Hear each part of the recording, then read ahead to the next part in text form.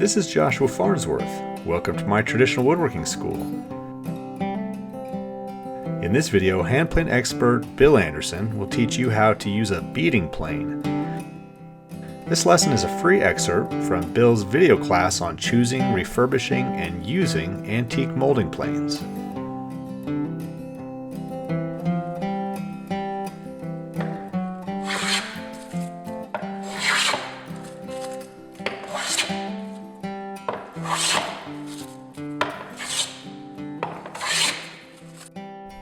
I'm going to show you how to use a beading plane to cut a bead, which is a decorative edge on boards and whatnot. So beading planes are sort of the cross between a molding plane and a grooving plane. They cut a groove, and in that sense, like other grooving planes, are meant to be used straight up and down without spring. They cut a groove, but that groove has a decorative aspect to it. So whether a beading plane is a molding plane or just a grooving plane is sort of open to interpretation, semantics. But we're gonna use this beading plane to cut a small bead in the side of here. Now, you might ask yourself, where are beads used? What are the function of a bead? I have a bottom to a tool chest that I have, and it's made of two pieces. The bottom is two pieces overlapped in the middle by a shiplap joint. That means two rabbets opposite to each other, quite wide rabbets.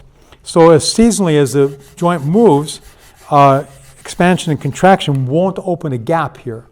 But I will in fact have a gap here. So the function of a bead really is to provide another shadow line parallel to a gap to sort of camouflage that or draw the eye away from just looking at the gap. You see beads here. You see beads in the back of cabinets where you have a back panel assembled from multiple boards. They'll be beaded along your length. You see beads around the edge of doors and windows to camouflage the gap there. Beadboard molding in paneling in houses and things like that. So beads are used in a variety of ways. There are a variety of sizes of beads, all the way up to architectural size, 1.5 inches.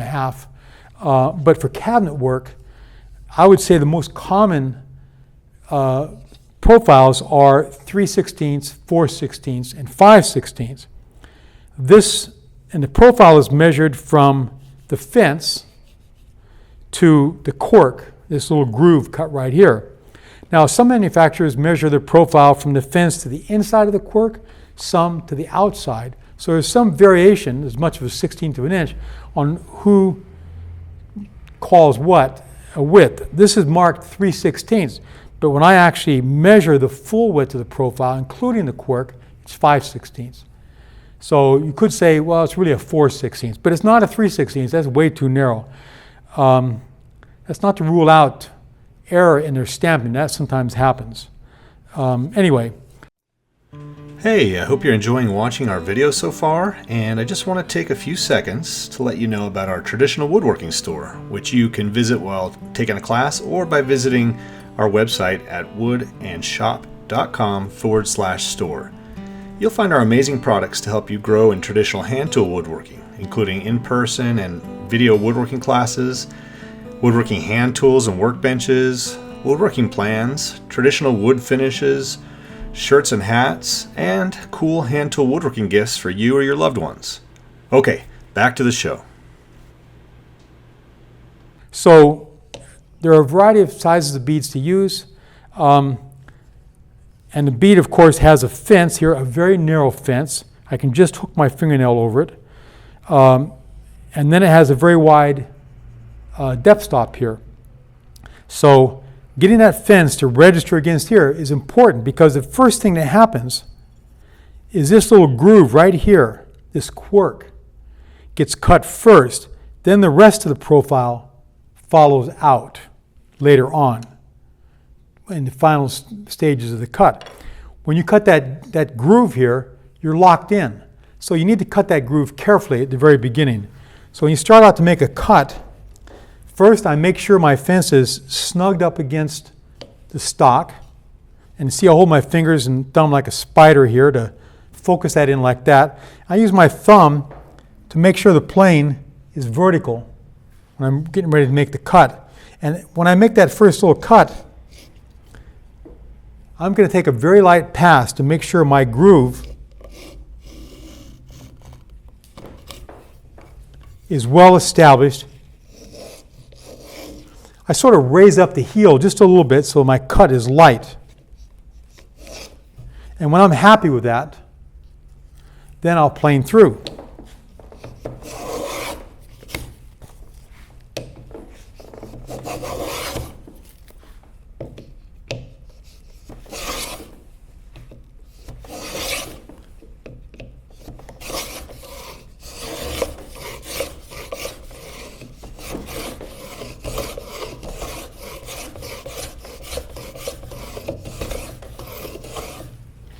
We'll advance this blade just a little bit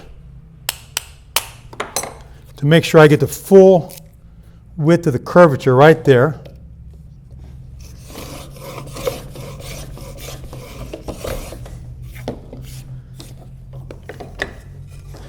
And there we are.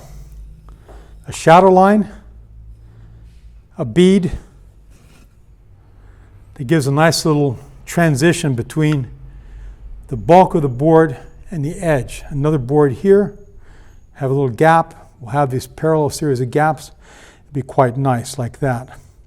So one thing to always look at is that your bead plane cuts the full width of the profile.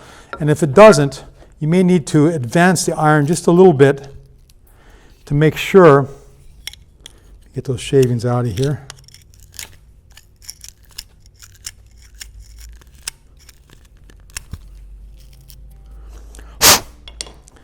Make sure that the iron is proud of the sole just enough to get that full width here. And if you don't see that, then you tap the iron forward just a little bit on that last shaving to make sure it cuts. But other than that, that's how you cut a bead. If you're interested in learning traditional woodworking, come take a class at our school in Earlysville, Virginia. You can also visit our website at woodandshop.com, where you'll find a bunch of free woodworking lessons, workshop tours, and our very popular tool buying guides. And make sure you subscribe to our free newsletter to get our latest articles and videos. Enjoy!